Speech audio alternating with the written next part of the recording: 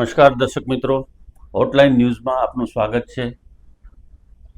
સમગ્ર દેશ, રાજ્ય, સુરત સહિતની જે મોટી ઘટનાઓ બને છે એનું વિશ્લેષણ અમે સતત કરતા રહીએ છીએ। આજે આપણે વાત કરીશું ઉત્તર પ્રદેશ સરકારના એક આદેશ વિશે, જેમાં ઉત્તર પ્રદેશ સરકારે ત્યાંના તમામ હોટલ, ઢાબા, રેસ્ટોરન્ટના માલિકોને એવો આદેશ આપ્યો છે કે તેમની માલિકીના જે કોઈ પુરાવાઓ હોય એ પ્રદર્શિત કરવા પડશે, મોટા અક્ષરે બોર્ડ લખવા પડશે, સીસીટીવી ફૂટેજ એના બધા જ રાખવા પડશે, રસોડાની અંદર પણ સીસીટીવી ફૂટેજ રાખવા પડશે। સમગ્ર મામલે એક કડક નિયમાવલી જાહેર કરવામાં આવશે અને એનું સખત રીતે પાલન કરાવવામાં આવશે। મિત્રો, વાત શરૂ થાય છે તિરુપતિ મંદિરના પ્રસાદની અંદર ભેળસેળથી। ત્યાં જ્યારે ભેળસેળનો મામલો સામે આવ્યો ત્યારે સમગ્ર દેશના શ્રદ્ધાળુઓમાં એક હડકંપ મચી ગયો। લોકોને એવું થયું કે આપણે જેટલું આસ્થાથી પ્રભુનો પ્રસાદ આરોગતા હતા એના અંદર તો આટલી બધી ગંદકી ભેગી કરવામાં આવે છે અને પ્રભુના પ્રસાદને નામે આપણી સાથે છેતરપિંડી થઈ છે।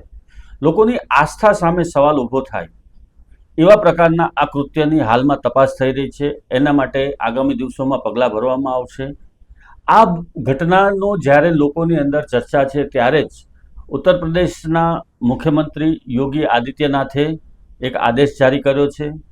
એમણે અધિકારીઓ સાથેની બેઠકમાં એવો નિર્ણય લીધો છે કે ઉત્તર પ્રદેશના હાઈવે ઉપર તેમજ દરેક શહેરોની અંદર આવેલા હોટલ, રેસ્ટોરન્ટના માલિકો જે છે એમણે પોતાના નામ મોટા અક્ષરે ડિસ્પ્લે કરવા પડશે। સંસ્થાની માલિકી કોની છે, અથવા તો તમે ભાડુઆત તરીકે ત્યાં કામ કરો છો, રેસ્ટોરન્ટ ચલાવો છો, તો મકાનના માલિક કોણ છે, જમીન માલિક કોણ છે અને આ રેસ્ટોરન્ટ કોનું છે એ બધી જ વિગતો પ્રદર્શિત કરવાની રહેશે।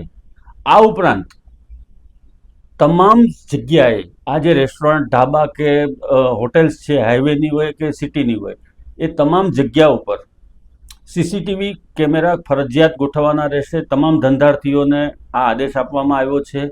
ખાસ કરીને રસોડાની અંદર પણ સીસીટીવી કેમેરાની નજર રાખવામાં આવશે અને એના ફૂટેજ સરકાર ગમે ત્યારે ચેક કરશે। ગમે ત્યારે ચેક કરી અને જો એમાં કોઈ પણ જગ્યાએ ક્ષતિ જણાશે તો હોટલ કે રેસ્ટોરન્ટના માલિક સામે પગલાં ભરવામાં આવશે। આ નિર્ણય આગામી દિવસોમાં અન્ય રાજ્યોમાં પણ આવવાનો છે, કેમ કે હાઈવે પરની હોટલોની અંદર ઘણી જગ્યાએ ભેળસેળ થતી હોય એવા અનેક કિસ્સાઓ સામે આવ્યા છે। અખાદ્ય પદાર્થોનું વેચાણ કરવામાં આવતું હોય, વાસી પદાર્થોનું વેચાણ કરવામાં આવતું હોય એવી પણ અનેક ફરિયાદો ઉઠી રહી છે। આ ઉપરાંત હાઈવે અને ધાબાઓ જે છે, ખાસ કરીને જે રેસ્ટોરન્ટ અને ધાબાઓ છે જ્યાં મોટી સંખ્યામાં લક્ઝરી બસો અથવા તો ટ્રકો કે જે ઊભા રહેતા હોય છે, એ લોકોને પણ ભેળસેળયુક્ત પદાર્થ ખવડાવવા ઉપરાંત એમની પાસેથી મનગઢત રીતે ભાવ વસૂલ કરવામાં આવે છે, રૂપિયા વધારે લેવામાં આવે છે। થમ્સઅપની બોટલ હોય કે કોઈ પણ બીજો ખાદ્ય પદાર્થ હોય એના 1.5 ગણા ભાવ વસૂલતા હોય એવી પણ ઘટનાઓ અનેક વખત સામે આવે છે। અનેક વખત એની ફરિયાદો પણ થાય છે। સમગ્રતઃ આ મામલો એટલો બધો ગંભીર બની રહ્યો છે અને બનવાનો છે કે ઉત્તર પ્રદેશની અંદર એનું પાલન થયા પછી 2-3 મહિના, 4 મહિનામાં એ જોયા પછી અન્ય રાજ્યો જે છે એ પણ આ દિશામાં જવાના છે।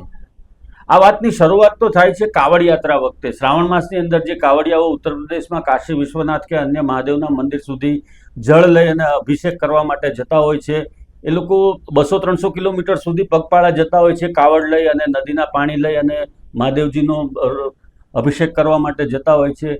ત્યારે ઉત્તર પ્રદેશ સરકારે એક આદેશ કર્યો હતો કે ફળ વેચનારા અથવા તો જે રોડ ઉપર રેકડી લઈને ઊભા રહે છે, લારી લઈને ઊભા રહે છે, એ લોકોએ પોતાના નામ પ્રદર્શિત કરવા પડશે કે આ લારી કોની માલિકીની છે, કોણ આનું વેચાણ કરી રહ્યું છે। આ મામલે ખૂબ મોટો વિવાદ થયો હતો। બાદમાં સમગ્ર મામલો સુપ્રીમ કોર્ટમાં પહોંચ્યો। સુપ્રીમ કોર્ટના આદેશ બાદ આ આદેશને સ્થગિત કરવામાં આવ્યો હતો। હવે આ રેસ્ટોરન્ટ અને ધાબાઓ ઉપર હવે સરકાર નજર રાખી રહી છે અને સરકારે આ મામલે એવો હુકમ કર્યો છે કે તમામે પોતાનું આ બધી જ વિગતો જે સરકારે ગાઈડલાઈન જાહેર કરી છે એનું પાલન કરવું પડશે, જેના આધારે ભવિષ્યની અંદર એવી કોઈ ઘટના ન બને કે લોકોની ધાર્મિક લાગણી દુભાય અથવા તો લોકોને છેતરાયાનું અહેસાસ થાય। ખાસ કરીને હમણાં એક સોશિયલ મીડિયા ઉપર એક જ્યુસની અંદર એક વ્યક્તિ પેશાબ કરે છે અને પછી એ જ્યુસ સર્વ કરવામાં આવે છે એવો એક વિડીયો સોશિયલ મીડિયા ઉપર વાયરલ થયો હતો। ત્યારે પણ લોકોએ ખૂબ એને હળધૂત કર્યો હતો. આ વિડીયોના ઉતારનારાએ જે આ પોલ ખુલ્લી પાડી એનાથી આ કૃત્ય કરનાર ને ખૂબ લોકોએ હળધૂત કર્યો હતો. આવી જ ઘટનાઓ હાઈવેના રેસ્ટોરન્ટો કે એવી જે કેટલીક જગ્યાઓ છે ત્યાં થતી હોય છે. કેટલીક વખત આજે ઘરે ઘરે જે સપ્લાય કરે છે, ફૂડ સપ્લાય કરે છે, એ લોકો કોઈ જગ્યાએ કોઈ ખૂણા ઉપર ઊભા રહી અને જે ખાવાની ચીજ વસ્તુઓ હોય છે એને ખોલી અને એમાં થૂંકતા હોય છે. એવા પણ વિડીયો વાયરલ થયા છે. એટલે આ બધી જ બાબતો ઉપર કંટ્રોલ કરવા માટે ઉત્તર પ્રદેશ સરકાર દ્વારા આ પ્રમાણેનો નિર્ણય લેવામાં આવ્યો છે. એના માટેની ચોક્કસ ગાઈડલાઈન બહાર પાડવામાં આવશે અને હોટલ માલિકો તેમજ રેસ્ટોરન્ટના સંચાલકો કે ધાબા માલિકોએ કઈ કઈ વસ્તુઓનું ધ્યાન રાખવાનું છે, કઈ કઈ વસ્તુઓનું એમણે પાલન કરવાનું છે, કયા નિયમોને એમણે ફોલો કરવાના છે. ખાસ કરીને સીસીટીવી ફૂટેજનો જે નિર્ણય છે એ ખૂબ જ મહત્વનો એટલા માટે પણ બની જાય છે કે જ્યારે કોઈ ઘટનાને અંજામ આપીને આરોપીઓ નાસ્તા ફરતા હોય છે અથવા તો એ લોકો ભાગી રહ્યા હોય છે, ત્યારે કશે ને કશે હાઈવે ઉપર અથવા તો ઢાબા કે રેસ્ટોરન્ટમાં જમવા માટે કે એ રીતે ઊભા રહે તો ત્યાંથી પણ પોલીસને એનો ઇનપુટ મળે. કોઈ ગુનાખોરી આચરીને ભાગતા લોકો હોય એનું પગેરું દબાવવામાં પણ એ સરળતા રહે, એટલા માટે પણ એક આ જરૂરી છે. અને ઉત્તર પ્રદેશ જેવા રાજ્યની અંદર કે જ્યાં ક્રાઇમ રેટ સૌથી વધારે હોય છે, ત્યાં ગુનાઓ સૌથી વધારે બનતા હોય છે, એવા રાજ્યની અંદર જો આ પ્રકારની વ્યવસ્થા તૈયાર થાય, આ પ્રકારનું ઇન્ફ્રાસ્ટ્રક્ચર એક ઊભું થાય તો પોલીસને માટે પણ આ બધી જ વિગતો ખૂબ ઉપયોગી રહેશે. આ ઉપરાંત આરોગ્ય વિભાગ માટે પણ તપાસ બહુ સરળ રહેશે. એમના રેસ્ટોરન્ટના જે રસોડા છે, રસોડાની અંદર સ્વચ્છતા કેટલી છે અને એની અંદર કયા કયા નિયમો લાગુ પડશે, એ તમામ બાબતની પણ ગાઈડલાઈન તૈયાર કરવામાં આવશે અને એના આધારે પણ આગામી દિવસોમાં પગલાં ભરવામાં આવશે. ખાસ કરીને ઉત્તર પ્રદેશની અંદર જે આ નિયમો લાગુ થવા જઈ રહ્યા છે એનો પડઘો આગામી દિવસોમાં દેશના અન્ય રાજ્યોમાં પણ પડશે. ગુજરાત છે, મધ્યપ્રદેશ છે, આ તમામ રાજ્યની અંદર હાઈવેના જ હોટલ રેસ્ટોરન્ટ કે ધાબાઓ નહીં પરંતુ શહેરી વિસ્તારની અંદર આવતા હોટલ રેસ્ટોરન્ટ ધાબાઓમાં પણ આ પ્રમાણેનો નિયમ લાગુ પડશે. ખાસ કરીને જ્યારે સીસીટીવી કેમેરાઓ લાગેલા હશે રસોડાની અંદર અથવા તો રેસ્ટોરન્ટની અંદર, તો ત્યારે લોકો ચોક્કસપણે ધ્યાન રાખશે, સતર્ક રહેશે અને કોઈ પણ જગ્યાએ ભેળસેળ થતી અટકશે અને સરવાળે લોકોના આરોગ્ય સાથે જે ચેડા થાય છે, ફૂડ જે પીરસવામાં આવે છે એમાં જે ચેડા થાય છે એ બધું જ બંધ થશે. આ નિર્ણય હજી ગઈકાલનો છે. હજી એ મામલે હોટલ રેસ્ટોરન્ટ એસોસિએશન કે એ લોકોના કોઈ નિવેદનો સામે આવ્યા નથી, પરંતુ એ લોકો પણ એનો વિરોધ કરશે એવું હાલના તબક્કે લાગી રહ્યું છે. કેમ કે કાવડ યાત્રા વખતે જે લારીઓ ઉપર નામ લખવા માટેનો જે હુકમ હતો રાજ્ય સરકારનો, ત્યારે પણ લોકોએ વિરોધ કર્યો હતો અને મામલો સુપ્રીમ કોર્ટ સુધી ગયો હતો. આ મામલે પણ હવે આપણે થોડી રાહ જોવી પડશે કે એ લોકોનું રિએક્શન શું છે, એ લોકો આ બાબતમાં શું કહેવા માંગે છે અને શું કરવા માંગે છે.